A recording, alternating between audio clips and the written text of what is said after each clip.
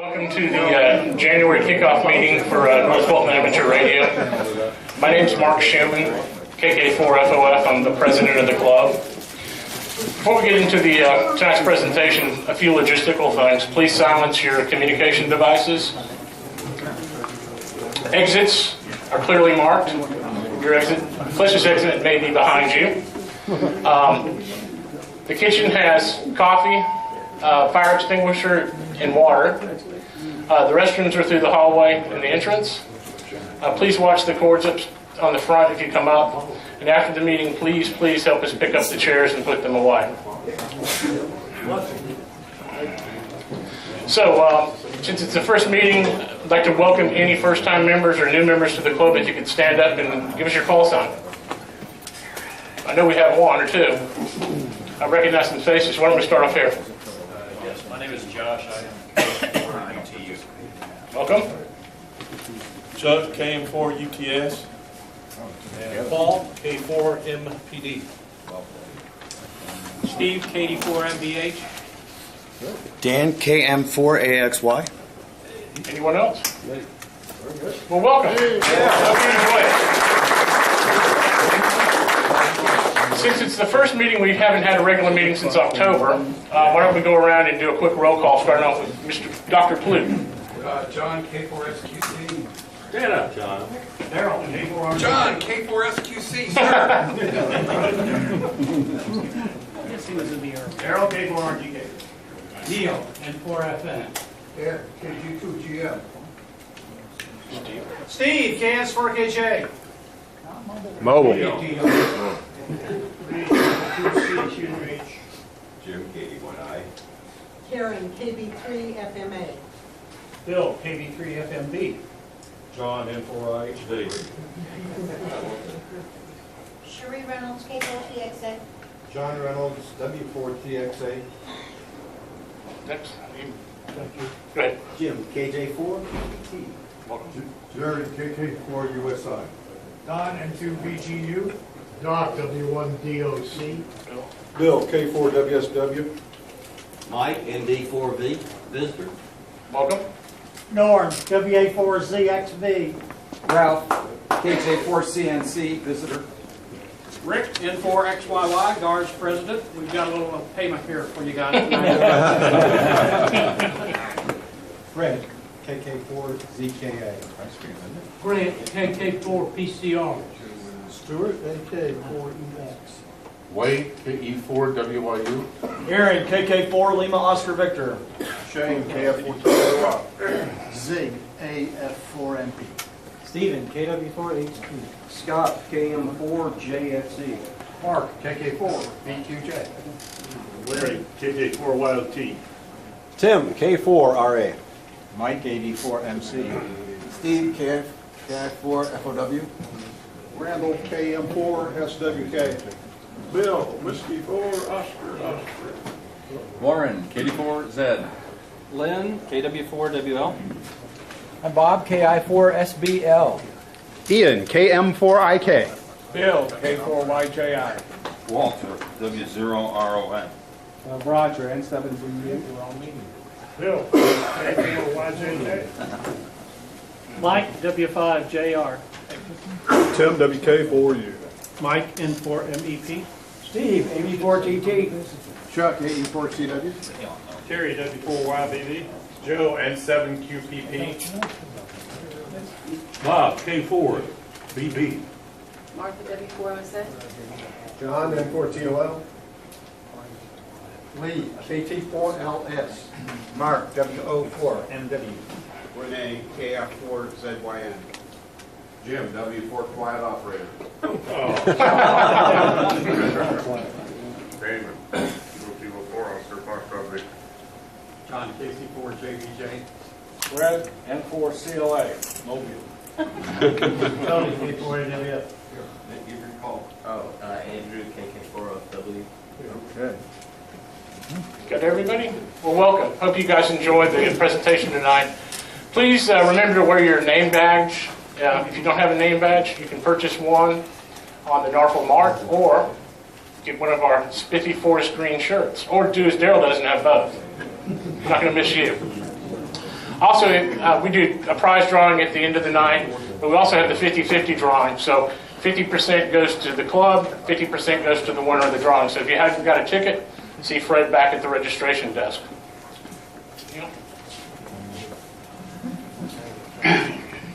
I'm getting tired of doing these things, but it's the second one in too many months. Jim Streamboat, K4DLI, who's been a longtime member of this club and a very dear friend, passed away yesterday. Jim has been fighting cancer for some time and finally succumbed to it. Jim, this club, like our friends at the GARS Club, is an outstanding group. And we're very fortunate in that we have a lot of really talented people in the club who help each other. Jokingly, I have designated some of them like W4QO, AE4CW, W4AX as super wizards. Jim Streeble, K4DLI, was an exalted wizard. I'll tell you a little story about Jim Streeble. Some of the members who are here and are old-time members of what I refer to as the old Atlanta Radio Club will remember Dave Fisher. When Dave Fisher lived here, Dr. Fisher, to me, remembers him. He was W0MHS, Mighty Hot Signal. Dave is now W7FB, and he was the chief antenna scientist for the old high gain company. Dr. Fisher, Dave, is incredibly brilliant. So there was a joke when Dave was telling you something, said, wait, hold on, you have to get his translator. That was Jim Streeble, because Jim was the only person in the world who would understand what Dave was saying. I first met Jim and Ann many years ago. Probably, we were talking about it today at their home, 1968. When Ann and Jim moved to Atlanta from Kentucky. K4DLI was just one hell of a fine operator. We had a friendly competition going in that for DX contacts, Jim needed only 3 to have them all. I needed number 4. Will I ever do it? I really doubt it, because both of us needed North Korea, and that just ain't going to happen, not in my lifetime. Jim's wife, Ann, KB4SSS, was also an outstanding operator, both husband and wife. And Ann would get in there in a pileup years ago when it wasn't very common to have a lot of YLs on the air, and where split operation wasn't normally used. And she'd get in there and she'd say, KB4 sugar, sugar, sugar. And the pileup would just stop. Jim, when I would visit with him while he was in the nursing facility, always asked, how are the guys? He missed coming to the Hungry Hams group. He missed the guys, he missed the friendship. And then, as if he really would care, how's propagation? And I told him, it's crappy. Anyway, Jim was just somebody who always helped everybody. And I was amazed at some of the responses that have come in on not only the North Fulton reflector, but the DX Club, which he is a member of as well. And also on the STEP IR. A lot of you may not realize, but If you had a STEP IR product or you had a technical question, they're out in Washington. But when you call technical support, the phone rang in Jim Streamboat's house in Marietta. He was their technical support guy. And so many of the people who have responded on the STEP IR reflector remarked that he was always a gentleman, never put anyone down. He was helpful. He was just a great human being. I'm going to miss him. He was a good friend. We spent a lot of time together. When he was hospitalized, I would visit with him at least once a week. And I remember the day that I took him to one of his doctor's appointments, and he got in the car, and he sat there, and he looked at me, and he just said, "I've got cancer." Well, I'm going to tell you what sure as hell caught my attention. Jim is a superb human being.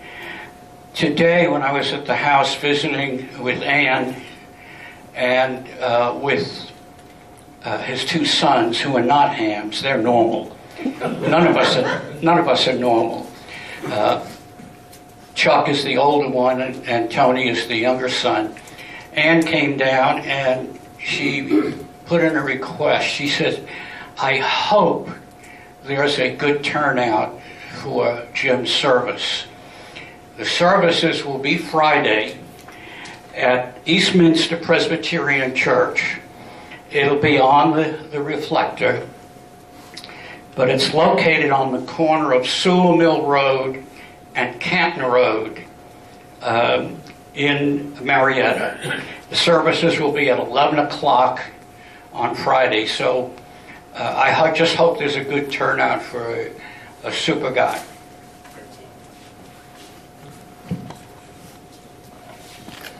I'd like to quickly introduce the officers. You've met me. Our vice president this year is Daryl Young, K4RGK. Our treasurer is Fred Moore, N4CLA. In the back, raise your hand, Fred. Our secretary, she's not here tonight, Lori Young, K4UPI. Daryl's side. Our membership chairman is Pavel Ani, AC4PA. And we've got co-captains for activities. John Tramatanis, N4TOL, is taking the lead, and Jim Stafford, W4, quiet operator now, is co-chairman. And our past president is Bob Beeman, K4BB. So if there's anything we can do for you, you have ideas, feel free to email us. You can find all of our emails on the NFARL Reflector. Pavel, I don't think, is here tonight. I haven't seen him, so I'll go through the membership. Membership's steady. We keep a monthly delta, so we've reset that for January. But we're at 308, and it's been about the same for the last couple of months. One of the things that we started doing when I became president is keeping some key metrics on the membership. So if you can go to the next slide. So here's our monthly metrics on new members that we had join the club in 2016.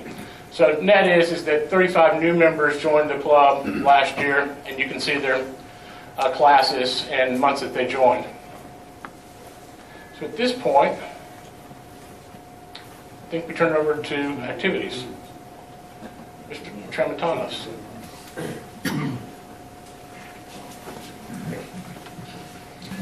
Okay, here's a snapshot of some of the up-and-coming activities. It'll be a full year. There's a lot down the road, but this is just sort of the short-term window. Fox Hunt on January 21st. There's Technician Ham Cram on January 21st. And then the big one, General Ham Cram, which is 3 weeks, 3 consecutive Saturdays. They get you through 3 study sessions and an exam on the 4th. And the Dalton Ham Fest is there as a point of information. The club doesn't usually do anything formal, but I may be going up there. If some of the guys want to do something, we can hang the NFARL banner. Come talk to me, and we'll see about doing Dalton. So, Tim, I think wanted to share some things about the Fox Hunt. I just wanted to say that we want to make sure that we have as many people in the club that want to participate as possible. We need a team of RDFers, radio direction finders, to help find that fox first. So would you please contact me? My email address is not up there, but if you look me up on QRZ with my call sign, which is up there, you will be able to get a hold of me. Let me know, like Pretty Ricky Tick, because we're going to be doing this Saturday.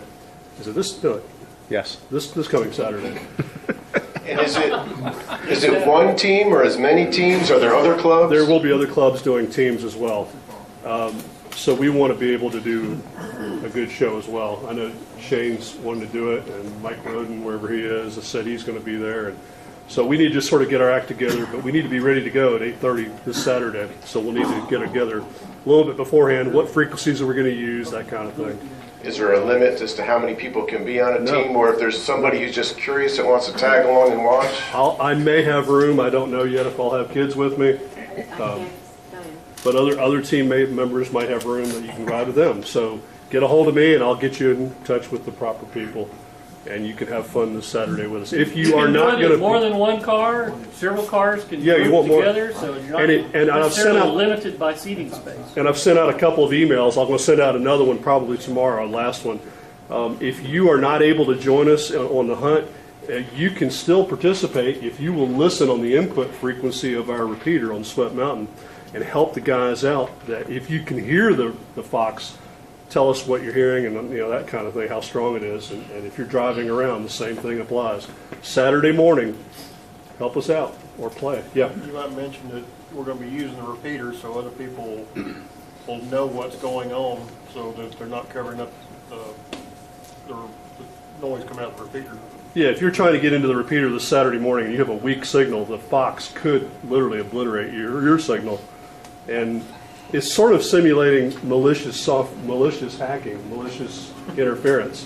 It's really not. It's just a dumb program, fox box, that's all it's doing. But it's not a real humanoid behind it. But nevertheless, it's what we would do if we really did have somebody trying to jam our repeater and we were out there trying to find the person. So we'll be using Doppler systems and having fun. I said I would just be a minute, so that's all. But Shane's going to Contact cheat. me. He's got automated equipment. So contact me at my call sign on QRZ if you want to get in touch with anybody, and I'll take it from there. Thanks. Thank you, Tim. This is just, since it's the first meeting of the year, we won't do this every time, but we do have nets. Last night was our Monday night tech net, which is at 8:30. Appreciate all the people who do the net controls, specifically Bob Beeman's been gutting it out. It was a tough fall with Monday Night Football, I think, but people still showed up. I think it'll start picking up now that we're in the new year.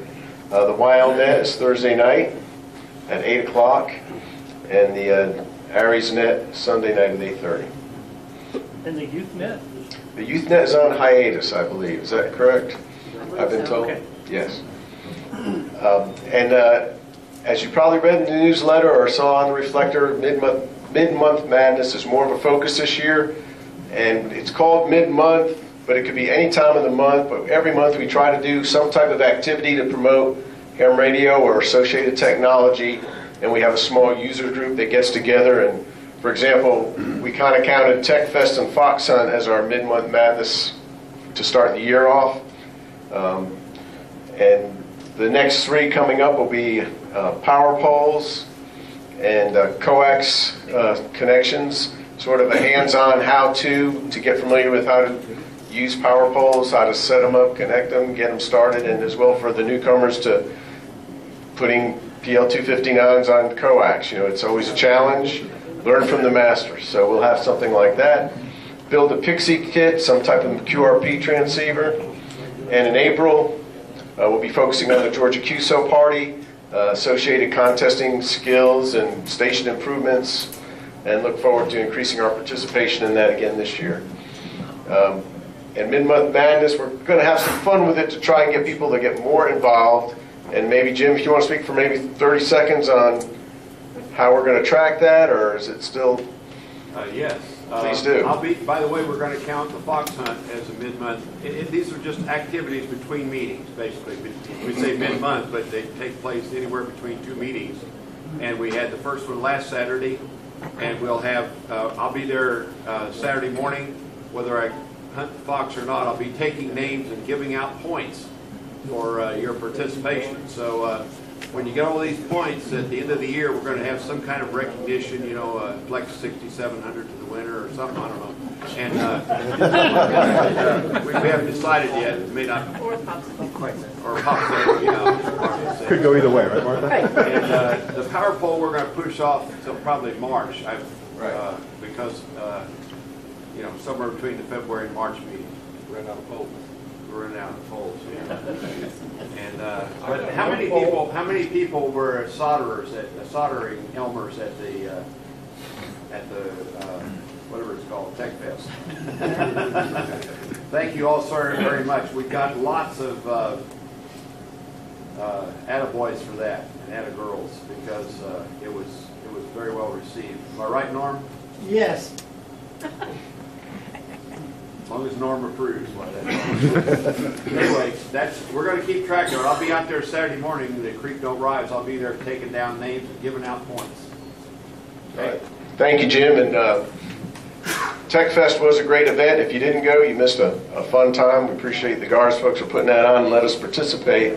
And thanks again, double thanks for the people who volunteered. I know I called out to the Reflector and we had more than enough folks, which is rare, and it's great to have a club where that happens. Keep it up this year, believe me, we really appreciate it, and it just makes the event so much better. Thank you. Thank you, John. Jim Payne and Mike Birmingham aren't here. Mike Cohen, do you want to briefly tell everyone the area's meeting schedule and anything that's happening? Since Mike and Jim are not here, we've been trying to fill in for them until they get it. As you know, our EC emergency coordinator, Mike Birmingham, has got a full thing. He's a retired Delta pilot, and after being 7 years in retirement, he got a job to be a Learjet simulator trainer. And that is taking like 12 hours a day for several months of training to do that. So we're trying to keep things going until he's back. But we've been covering a lot of the digital modes, the FL Digi technique, MT63, which works well. We covered RMS Express, and we'll be doing some other things. So we're trying to keep things going until Mike's back with us. Okay, thank you. So Terry Joyner, who's with us tonight, he kicked off the National Parks on the Air effort for the club last year. And he's here tonight to talk about another fun activity that we can participate in for 2017. Terry?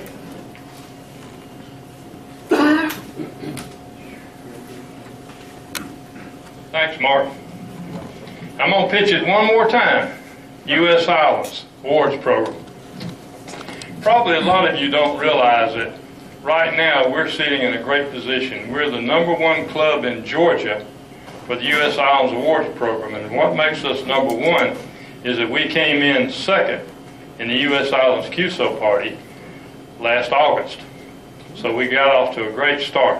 But what I want to do this year with the program is try to get more people involved, go to more islands, take more trips, get more involved in the Island QSO party coming up in August. What we're going to do, and we've got everything that I think we need for this group. Jim Payne's got a houseboat which he's donated for Lake Lanier use. I've got a boat and 2 houses in Florida which we can use. My son's got a boat we can use on small lakes and rivers. So we've got the opportunity to activate a number of islands in Georgia and Florida over the upcoming year. What we need are volunteers.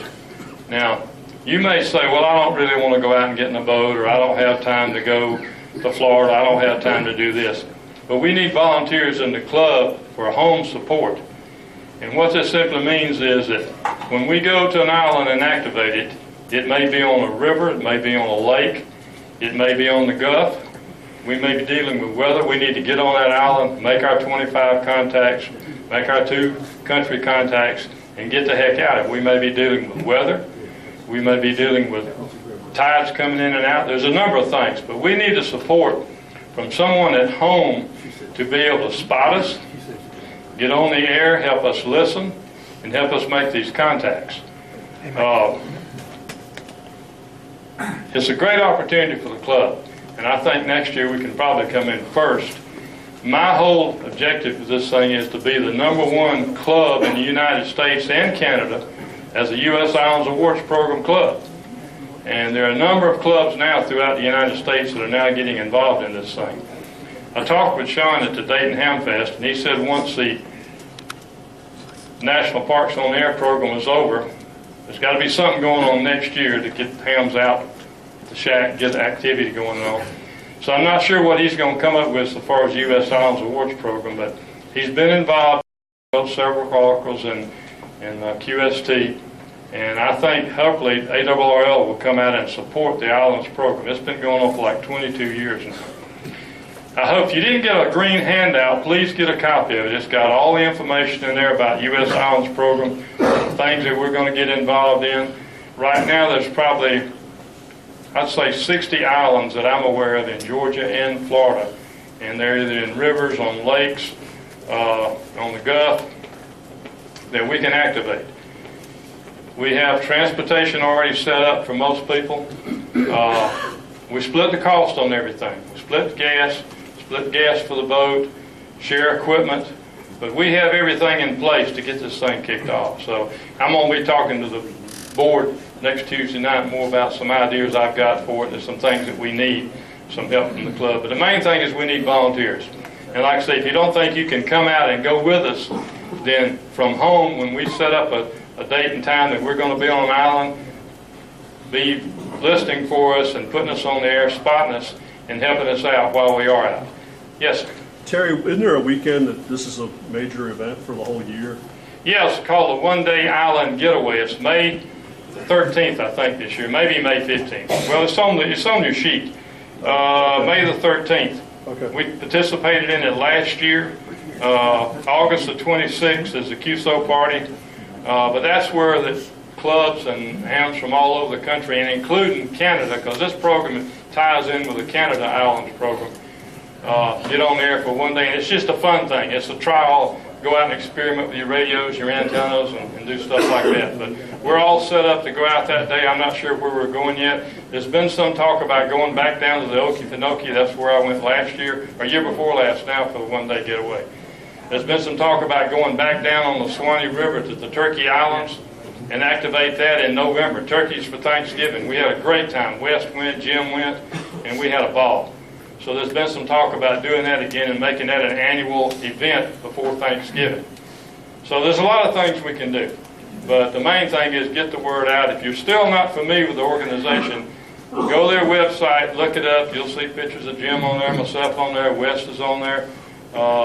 Shows the list of the QSO party scores and all, what clubs came in, what stations came in, what rank they ranked. So the main thing is go through this, and we're getting it kicked off. Grant here, he's already volunteered. He helped us out several times last year, and Jim's going to participate in it. And West wants to, depending upon how much time he's got. So we just need your help. Very good. Thank you, Terry. So a lot of activities everybody can get involved in this year, and check the reflector for updates from everybody. Real quickly, NFARL apparel. We have our shirts, we have our jackets. Next order cutoff date is March the 1st, and then we'll plan on another one to have gear in for field day. So at this point, we have some friends here, Mike and Ralph from GARS. We do a gentleman's bet every year at field day, and this year we won, beat GARS in bonus points, and then Ralph wants to make a quick. So gentlemen, come up.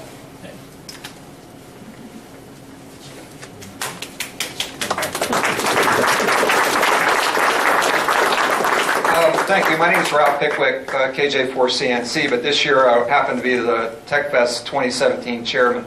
And I just wanted to thank the whole North Fulton Club, because you guys are so much a big part of what goes on at TechFest. And I just wanted to personally thank all you guys for all you did for TechFest. Just wanted to pass that on. Okay. Thanks. Again, I'm Rick, GARS president, and we're here to eat a little crow. I don't know how you guys did it. We got almost every point in the book. The contest this year, if you're not familiar with it, from field day last year was we always have a friendly contest. This year was extra points.